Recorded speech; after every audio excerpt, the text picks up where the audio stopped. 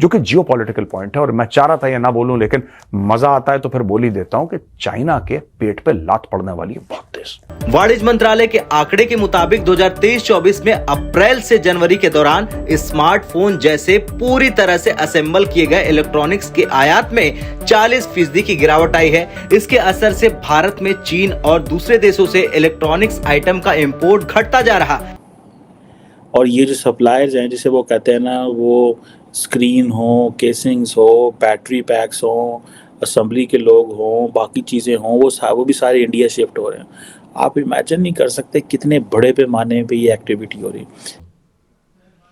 चलो 8.5% growth expect कर रहा है अगले 5 साल तक इंडिया। हमारी ग्रोथ 1% है। आप बार बार कह रहे हैं कि आपका मुंह मैं क्यों खुलवाना चाहता हूँ, आप मेरा मुंह भी मत खुलवाएं। हमारे साथ क्या बीमारी है वो आपको भी पता है कि हमारे साथ क्या बीमारी है। हमारे साथ क्या बीमारी है? हमारे साथ 2 बीमारियां हैं। हमारे साथ पहली बीमारी ये है कि हमने आज तक कंपैरेटिव, आपने भी नहीं किया, हम किससे कंपेयर करते हैं? हम कंपेयर करते हैं Nawaz Sharif versus Imran Khan, Imran Khan versus Peoples Party versus Musharraf.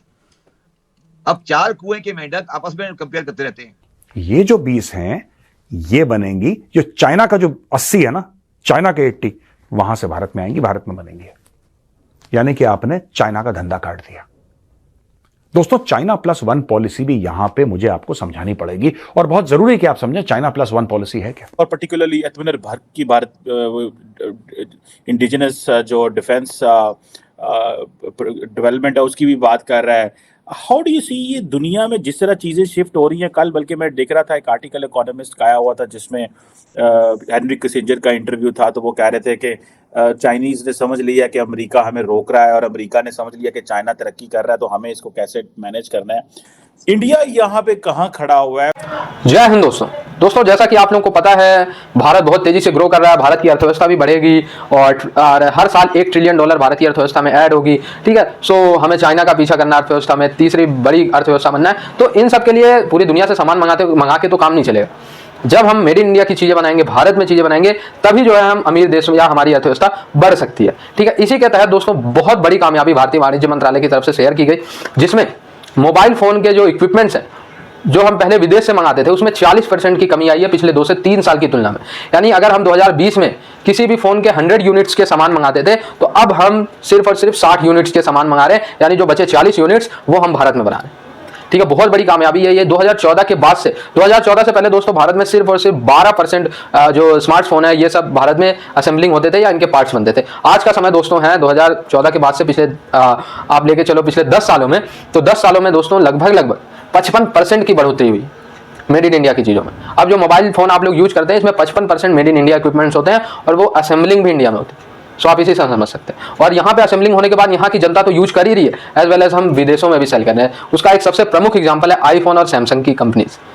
ठीक है, आईफोन भारत में बनता है, भारत को भी डिलीवर करता है, एज वेल एज कई और कंट्री को भी सर्व करते हैं। अभी तो ग्लोबल जो आईफोन है उसका 20% ही भारत में बनता है। आईफोन कंपनी ने यानी एप्पल ने प्लान किया कि वो भारत में चाइना का 20% शेयर और ऐड करेंगे।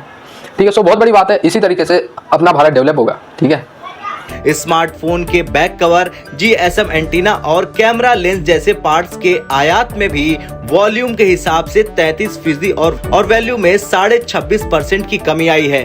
इंडिया तो दिन रात काम कर रहा है, 24/7 वहाँ पे काम कर रहा है, क्योंकि वो तो दुनिया की मार्केट से कनेक्ट है। असी तो इस्लामाबाद में भी आप चले जाएं तो सारा इस्लामाबाद सोया होता है, लाहौर सोया होता है। उसकी वजह यह है कि हमें को ज़्यादा हम दुनिया से उस तरह कनेक्ट ही नहीं। और सो अब देखते हैं कि ये क्या हमारे लिए होता है। हमने ऐसे ही रहना है, इसी तरह ही हमें रहना है।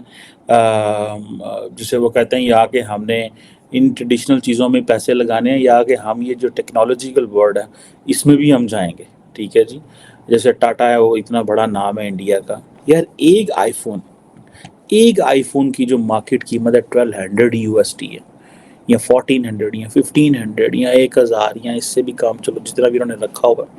तो अब इंडिया पाकिस्तान में तो उसकी बड़ी वैल्यू है। इंडिया में तो 1.25 लाख 1.5 लाख का होगा शायद ये फ़ोन, पाकिस्तान में अल्लाह के हुक्म से 6 लाख 7 का। एप्पल का फ़ोन आप लेने जाएं 6 लाख का पड़ता है आपको पाकिस्तान में एप्पल का फ़ोन। उसकी वजह यह है कि एक तो चलो कीमतें $1200-1400 का फ़ोन है, ऊपर से गवर्नमेंट भी 1.25 लाख 1,30,000 टैक्स डाल देती है। कहते तुझे अमीर लोग हो, तुमने हमारे डॉलर इस्तेमाल किए हैं, हुकूमत ये कहती है। तो एलो पढ़ो।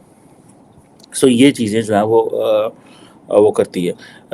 मेरा नहीं ख्याल इंडिया में इस तरह की कोई बॉन्डी हरकत की जाती है, स्टूपिड हरकत की जाती है कि जी आप ऐसे करें। अब ये जो खैरानी हो, अब देखते हैं कि जब सप्लायर्स आएंगे, सिर्फ एप्पल नहीं जा रहा, उसके 188 सप्लायर्स भी इंडिया जा रहे हैं, ठीक है जी। और वो जो सप्लायर है वो समझते हैं कि अब वो ताइवान से चाइना, अब ताइवान से कहीं चाइना गए और फिर वहाँ से अब इंडिया की तरफ जो है वो आ रहे हैं। और फिर ये है कि उनको कितने बड़े पैमाने पे ट्रांसलेटर्स चाहिए होंगे, बाहर की कंपनियां जो हैं वो उनको, जिसे वो कहते हैं ना, ये बनेंगी जो चाइना का जो 80 है ना, चाइना के 80 वहां से भारत में आएंगी, भारत में बनेंगी। यानी कि आपने चाइना का धंधा काट दिया। दोस्तों, चाइना +1 पॉलिसी भी यहां पे मुझे आपको समझानी पड़ेगी और बहुत जरूरी है कि आप समझें चाइना +1 पॉलिसी है क्या। बहुत समय तक दुनिया जो थी चाइना पे निर्भर थी कि चाइना बनाएगा तो हम लोग इस्तेमाल करेंगे, ठीक है जी। चाइना कमीज बनाएगा तो हम पहनेंगे, चाइना जूते बनाएगा तो हम पहनेंगे, चाइना वॉशिंग मशीन बनाएगा तो कपड़े धुलेंगे, चाइना माइक्रोवेव बनाएगा तो फिर खाना पकेगा, चाइना गाड़ी बनाएगा तो गाड़ी चलेगी, चाइना बाइक बनाएगा फिर हम ऐश करेंगे, चाइना बनाएगा तो। लेकिन धीरे धीरे धीरे चाइना वो भस्मासुर राक्षस निकला जो कि अमेरिका को आंख दिखाने लगा। वही अमेरिका जिसने चाइना को अरबपति, करोड़पति, खरबोंपति बनाया। वही यूरोप जिसने चाइना को उस पोजीशन पर लाके खड़ा कर दिया, उसी को आंख, वही भस्मासुर, सर पे हाथ रखो भस्म हो जाए, वही भस्मासुर वाली हरकतें चाइना की। तो वेस्ट ने यह सोच लिया कि यार नहीं, इनफ इज इनफ, अब हमें चाइना को थोड़ा सा टाइट करने की जरूरत है। अब टाइट करेंगे तो दूसरा विकल्प क्या है यार? आप एक दिन तो चाइना से पूरी इंडस्ट्री नहीं हटा सकते, विकल्प क्या है? विकल्प निकला भारत, और इस पॉलिसी को बोला चाइना +1। ये +1 क्या है? ये +1 इंडिया है दोस्तों। हमारे लिए +1 इंडिया है, पर हो सकता है चाइना +1 वियतनाम भी हो सकता है चाइना +1 थाईलैंड हो सकता है चाइना +1 इंडोनेशिया हो सकता है चाइना +1 फिलीपींस हो सकता है चाइना +1 ताइवान हो सकता है चाइना +1 साउथ कोरिया हो, कुछ भी हो सकता है। लेकिन मैक्सिमम धंधा कहां जा रहा है? इंडिया। यानी कि अमेरिका और यूरोप ने अब यह बात सोच ली है कि जो हमने सारे के सारे, कहना all our eggs in one baskets, एक ही टोकरी में सारे अंडे डाल दिए कि टोकरी अगर गिरेगी तो सारे अंडे फूट जाएंगे। कहना नहीं, नॉट एट ऑल, ये प्रोग्राम कैंसिल करो। अब जो हो रहा है, दुनिया ये कह रही है कि नहीं साहब, दो कारण है इसके। आप कारण समझ लीजिए, फिर मैं मोदी जी की बात पे आऊंगा। कारण यह है सबसे पहले कि सारी की सारी चीजें, सारे अंडे एक टोकरी में आप नहीं डाल सकते। वो टोकरी है चाइना। आपको टोकरी अपनी डाइवर्सिफाई करनी पड़ेगी, आपको सप्लाई चेन कंट्रोल करनी पड़ेगी, और देशों में लाना पड़ेगा supply chain resilience. Supply chain resilience का एक पहलू, बड़ा इंपॉर्टेंट पहलू भारत में क्या है? आप लोग जानते हैं क्या है? आत्मनिर्भर Bharat. Supply chain resilience is at the core of आत्मनिर्भर भारत कि हम बनाएंगे, हम अपनी सप्लाई चेन कंट्रोल करेंगे। कोई माइकालाल नहीं है जो भारत को एक्सपोर्ट करेगा, ये लो। हाँ, नेचुरल चीजें हैं जैसे कि ऑयल है, नहीं होता भारत में, नहीं होता, ठीक है यार, थोड़ा बहुत कहीं कहीं होता है, पर हमारी जो बेसिक इंपोर्ट है ऑयल की, उस पर भी मैं आऊंगा। वो भी बहुत जरूरी है, आपको जानकारी देना जरूरी है। द चाणक्य डायलॉग्स में आपको पता होना चाहिए कि हम लोग कितना पैसा खर्च कर रहे हैं तेल पे, खैर एनीवे।